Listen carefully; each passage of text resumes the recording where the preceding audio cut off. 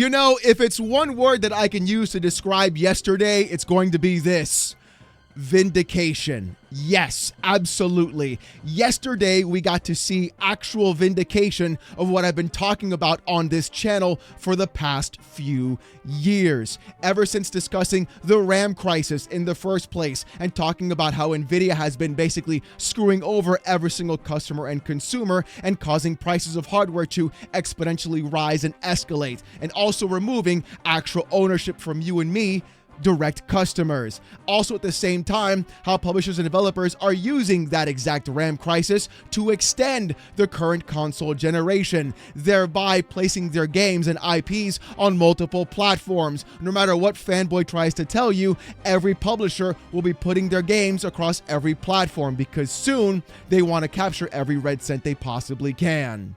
And even better overall is watching how the entire industry is still looking at the Steam machine specifically to go through and be the next face in the actual gaming space, simply because of Proton, Steam, and Valve itself, and even what that system could in fact represent: true open ownership for consumers and customers on an actual piece of hardware that you would in fact own. And all of this, I mean all of this, was validated because of two things that happened yesterday, and one of them has to do with you no longer owning any of your consoles or systems.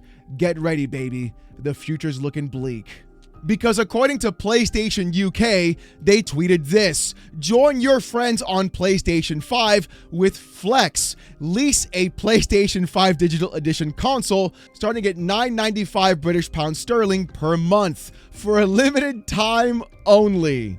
That's right, we are in that space already. We're going to be heading into the entire lease your console, not rent to own, not finance to own. This is on a pure lease strategy. You're going to be paying PlayStation every single month to lease the device, and then when you're done, you gotta hand it back and still pay for online, still buy your games, and still have to go through and use their services while they're nickel and diming you across every aspect. There is literally no way this is actually real, and I had to double check to make sure the link wasn't in fact just some kind of virus or some sketchy website, and it's actually legit. Not only are they renting you PlayStation consoles, they're literally leasing you controllers.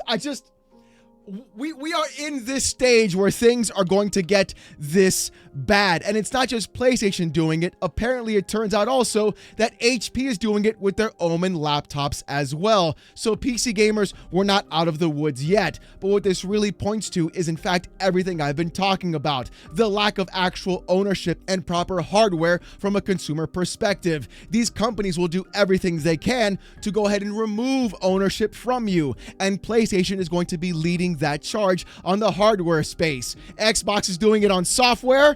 PlayStation is doing it on the hardware side. I guess no matter what brand you choose, you're going to be renting every single time. And even then, we're looking at the space right now where the Steam machine could be costing somewhere around $700 to $800, and some are even speculating as to $1,000 because of the RAM crisis as well. So we are in for a hell of a ride in the next couple of years, especially with the data centers being built out and everything happening on this end. People are coming at me constantly online: Alex, PlayStation would never do anything like that. They'll never raise the prices of their consoles. They bought enough RAM to secure everything. Well, they don't have to raise the price when they're going to go ahead and rent you the system in the first place. Forget about trying to own your games in physical copies. They were the ones who turned around and put DRM on their actual disk drive. Then they had to get removed later on, which you then had to buy the disk drive for the Pro model, which cost you more money in the first place. So I guess there you go. You can't trust these companies and corporations at all, because they will screw you on every aspect moving forward. Everything from controllers to systems to services, everything across the board you can think of. It doesn't matter who it is. These companies will go ahead and try to give you less and charge you more. And the thing is, we're seeing this happen exponentially quickly because we're going to see the next generation being delayed. The next Xbox out in 2027. The PlayStation 6 probably a little bit after that, and the RAM crisis impacting every piece of technology and hardware in the gaming space today. So I guess that's one little W for the himbo with a booty on him. But let's go ahead and see what else happened yesterday as well, because it turns out the PlayStation State of Play was in reality the PlayStation State of Third Party, carried by Konami. Look, I gotta be real about this. Yesterday's State of Play was actually really, really good, and it had nothing to do with PlayStation at all. No, I'm serious. Literally every game I was hyped up for and looking forward to had absolutely nothing to do with PlayStation whatsoever, because the majority of those games, I would even say 95% of those games shown, are either going to be day and date onto multiple platforms, or even then at some point going to also be placed onto the PC, usually 6 months to a year after their initial release. And that goes to show this: why on earth would I, as a PC gamer whatsoever, even choose to buy a console or even a PlayStation 5? I'd be much happier with buying myself a Steam machine, keeping my entire library intact with Steam, even GOG and everything else, since they're going to be going ahead and adding Linux support too, and then enjoying the fruits of every other game company catering to me. And that's where the other W for this bald guy is coming around the corner, because yesterday's State of Play was honestly fantastic, but it wasn't for the reasons that you might think. Let's see what was shown and talk about it. So for a quick recap of the State of Play, let's go over with Hasador Gaming on Twitter. If you haven't followed him, I suggest you do so. The guy really does fantastic work. But the reason why I want to bring this up is it's going to show that, again, game companies are catering to everyone and no longer trying to gatekeep content behind a plastic box, which means you're going to be seeing a lot more games hit a lot more platforms. Here's what I mean. The PlayStation State of Play for yesterday for 2026. Kena Scars of Cosmora, PS5 and PC. Probably going to be on Xbox later on too. Ghost of Yotei Legends, March 10th, which means once Legends hits, we're going to be seeing a PC port rather soon. I'm guessing 6 to 8 months after this comes out as well, for a complete edition on Steam. Really nice to see. Thanks, guys. Death Stranding 2, the God Jima himself, literally announcing Death Stranding 2 for PC this March, incredibly quick after its release last year, which goes to show that, again, I don't need to buy a stupid plastic box when the company is catering to me directly. Good job, Kojima. We know that PC port is going to be sick as fuck. Also, For Loop, we can skip that. Just skip that entirely, even on PS5. Don't do anything with this game. It's another 5v5 class-based thing, extraction game. Sick of it. Honestly, sick of it. But there's even more though. Legacy of Kain Defiance Remastered, also on basically every platform as well. Brigandine Abyss is also completely multi-plat. Dead or Alive 6, full multi-plat. Control Resonant, also on every platform as well. Shall we keep going? I think we will. Crimson Moon, this caught me by surprise. Looks like an Xbox 360 B-tier game, and I'm 100% for it because it showed me the best parts of what we used to play back in the day. And I'm really excited about it because it kind of reminded me of Darksiders, but really grotesque and cool. Very chill. I'm ready for it. It's basically on everything as well. Rayman 30th Anniversary? Yep, you know it. On everything. Mina the Hollower? Yep, everything too. Neva Prologue? You guessed it, full-on multi-plat as well, baby.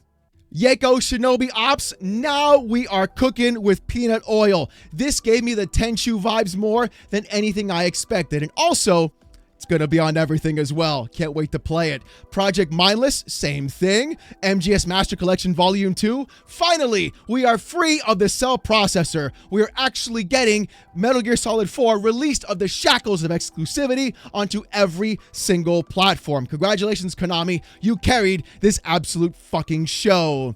Darwin's Paradox as well on everything too. Castlevania's Belmont Curse. I know a couple of people that are literally oozing on the floor about this one. I myself too. This is going to be fantastic. Also multi-platform. Rev Noir and John Wick, also multi-plat as well. And now if you're on PlayStation Plus, you finally get Spider-Man 2, even though it's already been on PC and Steam for quite some time. Congrats. You're paying for literally nothing. You also get more games on PS Plus, like Marvel Tokon Fighting Souls, Tekken Dark Resurrection, Time Crisis, and Big Walk. I guess that's one reason to buy a PlayStation. Oof, $750 for that. You got it. And finally, the big reveal off of everything is the God of War Trilogy remake. We're doing the remake again. Look, can we stop with the remakes already? Number one, this already is going to tell me a couple of things. If it's a remake, they're going to put it on the PC 6 months to a year later. That's just what it's going to be. That's just how it is right now. Secondly, stop.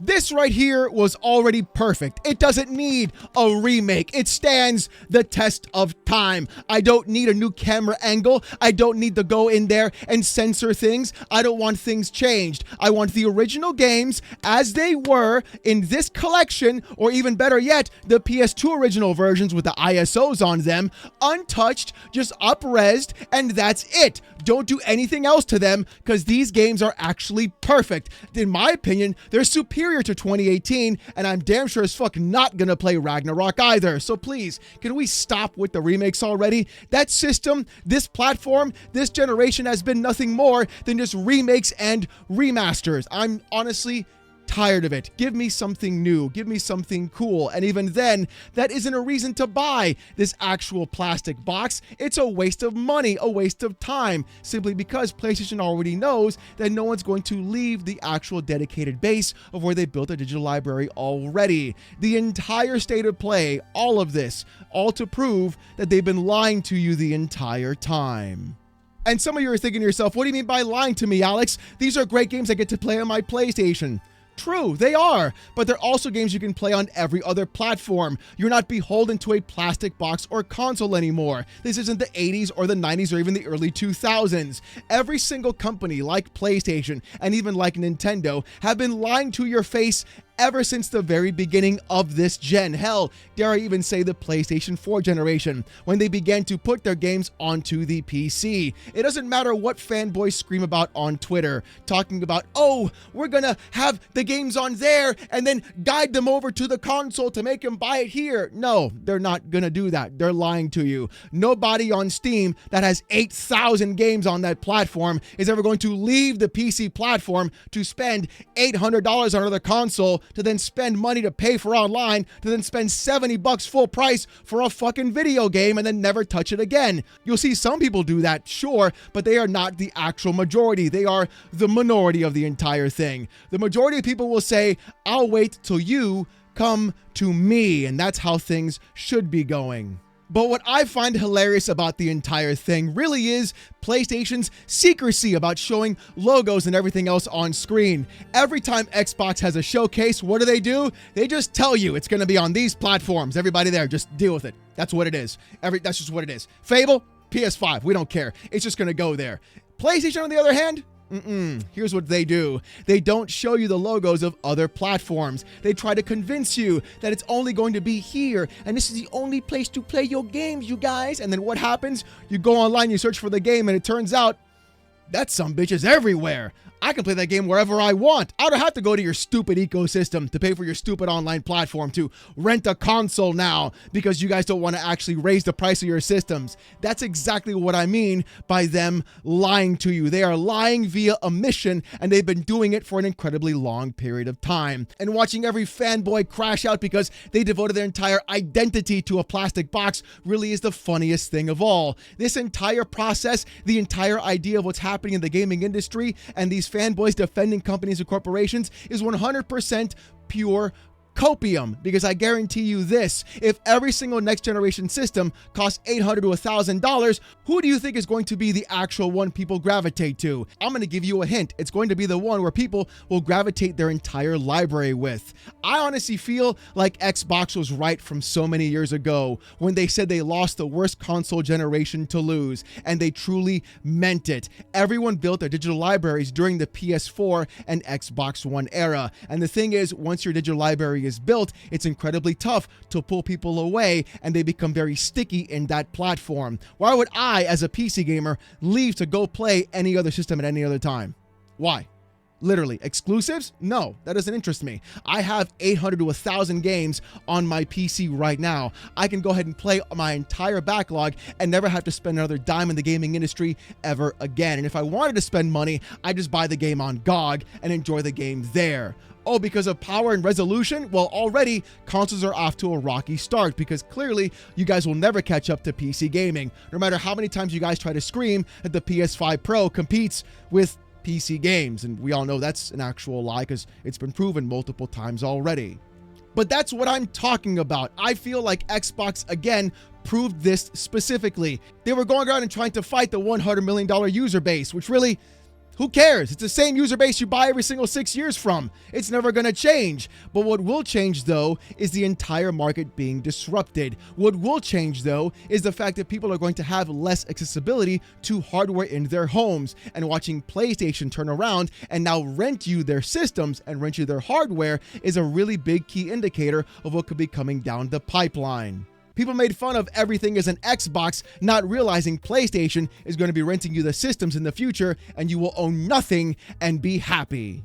Was the state of play good? Absolutely. I feel like Konami carried the entire thing. But the thing is, it did not convince myself as a PC gamer, or I think any other gamer, that they need to go out and buy a specific brand of console plastic box to play good video games. I think we're getting to a space right now where we're seeing the actual reduction of computing hardware and going to be going into pure service models. Again, the platform wars are what's going to be king. And people talking about my console sales are going to be left high and dry when they realize that at the end, you are going to be owning nothing and being happy about it. The gaming industry is an incredibly weird place right now. We're getting honestly fantastic games, we're getting really mid games, and we're getting really great games at the same time. But yet while all this is happening, we have an entire economy and industry literally collapsing in upon itself, and the actual reduction and removal of hardware and even usability in the actual gaming space from a local perspective power point of view. And that's going to be even crazier. And the wrench is going to be thrown into the works even more when the next Xbox comes out. And if the rumors are in fact true of what we've been hearing recently, we're going to be seeing Xbox lean directly into PC gaming and fully competing with Valve in that space and the operating system space. We're no longer talking about console sales. We're talking about platform wars, monthly active users, users on the platform, how many subscribers you have every single month on a recurring business model, or even then, how many titles are you selling for your platform, and where are publishers going to place their games onto those platforms and try to get the maximum amount of return on their actual investment. Things are going to get really weird really fast, and I think yesterday's State of Play absolutely proves it. People aren't excited about exclusivity. They're excited about video games. They're excited about classic IPs. They're excited about things coming back, and I think that's going to be incredibly cool. But the thing is, everything else that we've heard about from the last 10 to 15 years from fanboys is going to fall by the wayside, and they will have nothing left but to actually do the one thing they've never done at all: play fucking video games and not be on Twitter.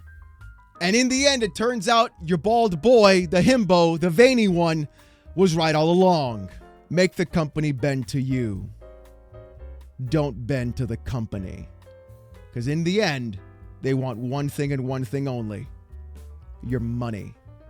But you know what? Those are just my thoughts. I want to hear, though, what you've got to say in the comments section down below. Do you have a PS5? Are you going to be considering getting one? Or are you going to wait for the Steam machine like an actual Chad, or even Chud? Apparently, that's the new term on the internet nowadays. So I want to hear what you guys have to say.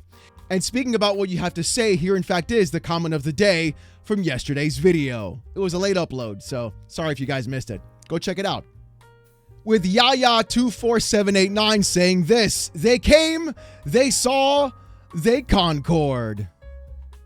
Yaya, you are in fact not wrong at all, my friend. We're going to be seeing far more concords come out in the next couple of months and even the next year or two. So get ready. We're going to keep racking them up. But as always, I want to hear what you guys have to say. And if you want to be in the comment of the day, let me know your best comment down below. We'll put it up on screen next video. Now, if you want to see more of this kind of content, though, more PC port reviews, gaming news, Steam Deck videos, fanboy content, and even live streams every Saturday night, 8:45 p.m. Eastern, subscribe to the channel. We're on our way to 108K, and I just want to say thank you guys so very much. If you want Discord access or most during live streams, become a YouTube member. It's as low as $1. If you don't want to spend the buck, don't sweat it. Just come on down Saturday nights, 8:45 p.m. Eastern, live right here on the channel as I wear a banana suit and get insulted with 800 people and AITTS. It's a hell of a show. Saturday nights, 8:45 p.m. Eastern, live right here on the channel. With all that being said, though, thank you guys so much for watching. Hope you have a great one, and I'll see you gooners next time. Peace!